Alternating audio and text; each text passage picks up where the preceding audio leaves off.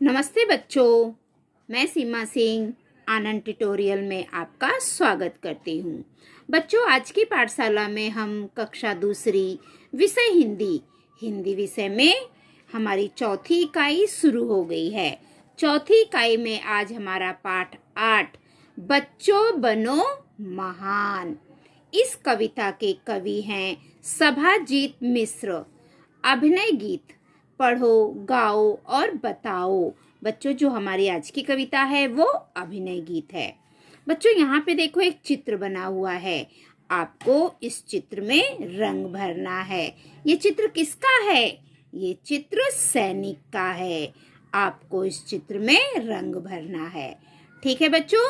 तो चलो बच्चों, सबसे पहले हम कविता पढ़ेंगे और उसके बाद मैं उसका अर्थ आप लोगों को बताऊंगी।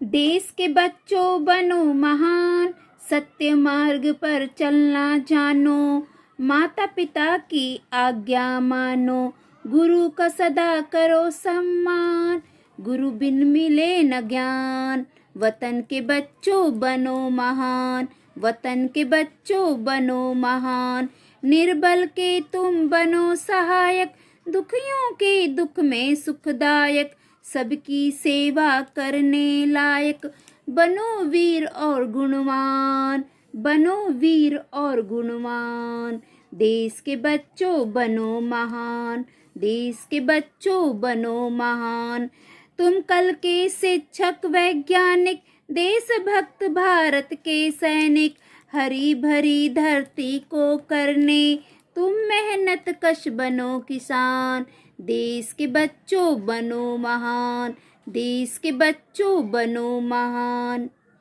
बच्चों, हमने सारी कविता पढ़ ली है। अब हम इसके अर्थ देखेंगे। ठीक है, चलो। देश के बच्चों बनो महान, सत्य मार्ग पर चलना जानो, माता पिता की आज्ञा मानो, गुरु का सदा करो सम्मान। बच्चों, इस कविता के माध्यम से कवि हमारे देश के सभी बच्चों को आह्वान कर रहे हैं कि देश के बच्चों तुम महान बनो, इतने बड़े बनो कि सब तुम्हारी महानता का उदाहरण सभी को दे। आप सभी बच्चे सदा सत्य के मार्ग पर चलो, सही के मार्ग पे चलो और अपने माता पिता की आज्ञा का पालन करो, उनका सम्मान करो। और जो हमारे गुरु हैं, हमें अपने गुरु का भी सदा सम्मान करना चाहिए, क्योंकि जो हमारे गुरु होते हैं वो हमें ज्ञान देते हैं, सही गलत बताते हैं और हमें हमेशा सही राह पर चलने की प्रेरणा देते हैं। इसलिए बच्चों, हमें अपने गुरु का सदा सम्मान करना चाहिए, आदर करना चाहिए। अगली पंक्ति, गुरु बिन मिले न ज्ञान, वतन के बच्चों बनो महान। इस पंक्ति में कवि कहते हैं कि बच्चों, गुरु के बिना हमें ज्ञान की प्राप्ति नहीं हो सकती, इसलिए अपने गुरु का सम्मान करो। वतन के बच्चों तुम महान बनो, अर्थात कवि कह रहे हैं हमारे देश के बच्चों आप सभी लोग महान बनो, अच्छे अच्छे कार्य करो।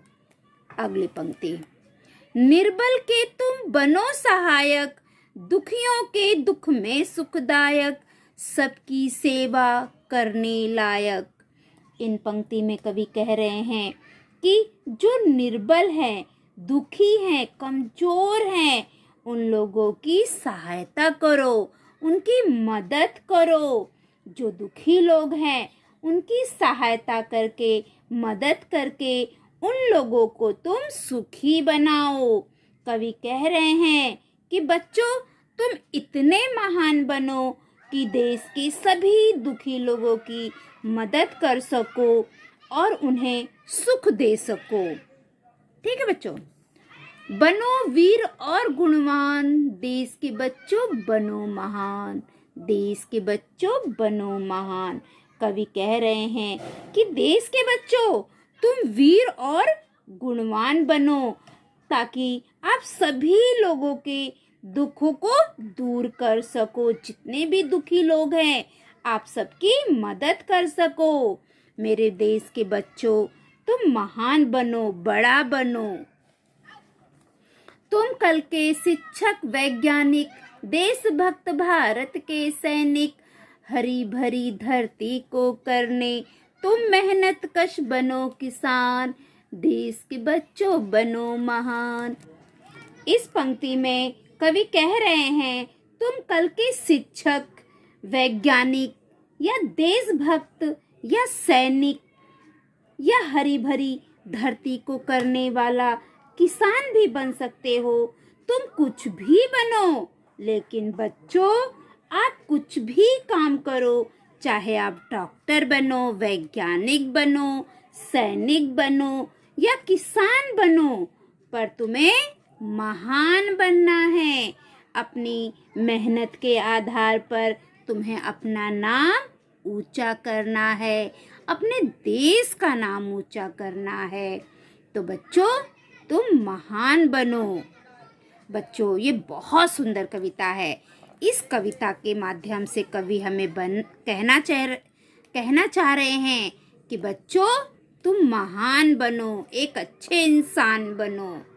ठीक है बच्चों, तो हमने ये पूरी कविता पढ़ ली है, उसके अर्थ भी हमने देख लिया है।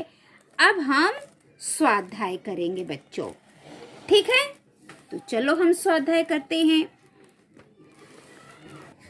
स्वाध्याय, सुनो, समझो और दोहराओ। ये देखो बच्चों, ये बच्चा कान के पास हाथ लगाया है। ये आपसे कह रहा है कि टीचर जो बोल रही है उसे ध्यान से सुनो, समझो और टीचर के साथ में बोलो। तो बच्चों जो मैं बोलूंगी उसे आप ध्यान से सुनो और मेरे साथ बोलो। प्राता, अता, सामान्यता, मुख्यता, स्वता, पुनः, निःशुल्क, निसंकोच, प्रथमत। बच्चों ये देखो, ये जो मात्रा है ना, दो बिंदी लगी है, ये आहा की मात्रा है। ये किसकी मात्रा है? आहा की मात्रा है। ये देखो ता के आगे लगी है, इधर त के आगे लगी है, यहाँ पे त के आगे, यहाँ पे ता के आगे, यहाँ पे ता के आगे, यहाँ पे ना के आगे, इधर नी के आगे और ये नी के आगे और ये ता के आगे। ये जो दो बिंदु है ना, ये आहा की मात्रा है। ठीक है बच्चों, चलो हम आगे देखते हैं। दूसरा, पढ़ो और समझो। पहला, तुम मुझे खून दो, मैं तुम्हें आजादी दूंगा। ये किसने कहा है? किसका घोषवाक्य है? ये घोषवाक्य सुभाष चंद्र बोस का है। ये किसका घोषवाक्य है? सुभाष चंद्र बोस का है। उन्होंने कहा था तुम मुझे खून दो, मैं तुम्हें आजादी दूंगा। ये सुभाष चंद्र बोस का घोषवाक्य है। दूसरा, आराम हराम है। ये घोषवाक्य किसका है? ये घोषवाक्य पंडित जवाहरलाल नेहरू जी का है।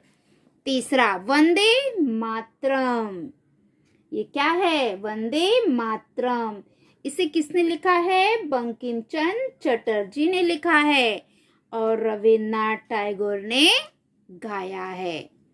हम वंदे मातरम करते हैं ना, जब भी हमारे राष्ट्रीय त्योहार होते हैं तो हम बोलते हैं वंदे मातरम। तो इसको किसने लिखा है?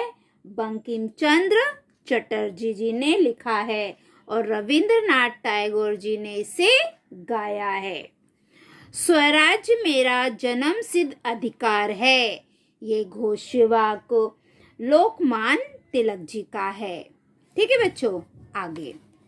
तीसरा, पंक्ति पूर्ण करो। यहाँ पे कुछ पंक्ति दी गई है, उसे हमें पूरा करना है। पहला, निर्बल के तुम बनो। बच्चों हमने कविता में ही पढ़ा था, ये देखो, निर्बल के तुम बनो सहायक। तो यहाँ पे क्या आएगा बच्चों? सहायक। मैं लिख देती हूँ, सहायक। निर्बल के तुम बनो सहायक। जो निर्बल लोग हैं, कमजोर लोग हैं, दुखी लोग हैं, तुम उनके सहायक बनो। दुखियों के दुख में सुखदायक, यहाँ पे क्या आएगा? सुखदायक, सुखदायक।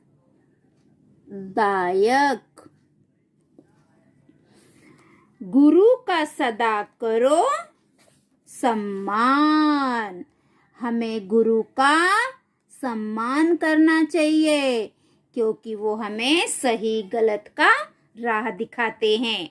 ठीक है। चौथा, इनके कार्य बताओ। बच्चों यहाँ पे दिया गया है, उसके हमें कार्य बताना है। जैसे वैज्ञानिक, तो वैज्ञानिक का कार्य क्या है? विज्ञान में नए आविष्कार करना। वैज्ञानिक का क्या कार्य होता है? नए आविष्कार करना। तो हम यहाँ पे लिखेंगे विज्ञान में नए आविष्कार करना, आविष्कार करना मतलब खोज करना। ठीक है। फिर दूसरा क्या है? शिक्षक। शिक्षक का क्या कार्य है? शिक्षा प्रदान करना, हमें पढ़ाना, ये शिक्षक का कार्य है।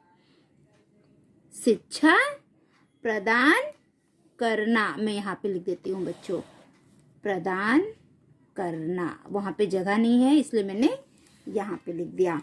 सैनिक, सैनिक का क्या कार्य है? देश की रक्षा करना।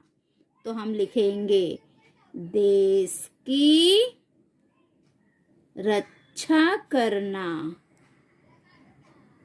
सैनिक हमारे देश के बॉर्डर पे खड़े हैं, इसलिए हम अपने घरों में शांति से बैठे हुए हैं, वो हमारी रक्षा करते हैं। किसान, किसान का काम क्या है? खेती करना। अगर किसान भाई खेती नहीं करेंगे तो हम लोग क्या खाएंगे बच्चों? खेती करना। किसान का कार्य क्या है? खेती करना। किसान किसी भी मौसम की बिना परवाह किए हुए, हर मौसम में, भले ठंडी हो, गर्मी हो, बरसात हो, वो खेती में काम करता है। क्यों? ताकि हमें अन्न मिल सके। आगे पांचवा, प्रस्तुत कविता से हमें क्या प्रेरणा मिलती है? बच्चों इस कविता से हमें क्या प्रेरणा मिलती है? ये हमने कविता पढ़ा है, बच्चों बनो महान। तो इस कविता से हमें क्या प्रेरणा मिलती है? इस कविता से हमें प्रेरणा मिलती है कि बच्चों तुम्हें महान बनने की, सभी बच्चों को महान बनने की प्रेरणा मिलती है और अपने माता पिता, अपने बड़े गुरुजन सभी का सम्मान करने की प्रेरणा हमें इस कविता से मिलती है। तो आपको इस कविता से क्या प्रेरणा मिली वो आप यहाँ पे लिखो। अभी मैंने आपको थोड़ा सा बता दिया है कि इस कविता से हमें अपने माता पिता की आज्ञा मानने की प्रेरणा मिलती है। आप ये भी लिख सकते हो कि इस कविता से हमें अपने गुरु का सम्मान करने की प्रेरणा मिलती है। आप ये भी लिख सकते हो कि इस कविता से हमें महान बनने की प्रेरणा मिलती है। तो आपको क्या प्रेरणा मिली वो आप यहाँ पे लिखो।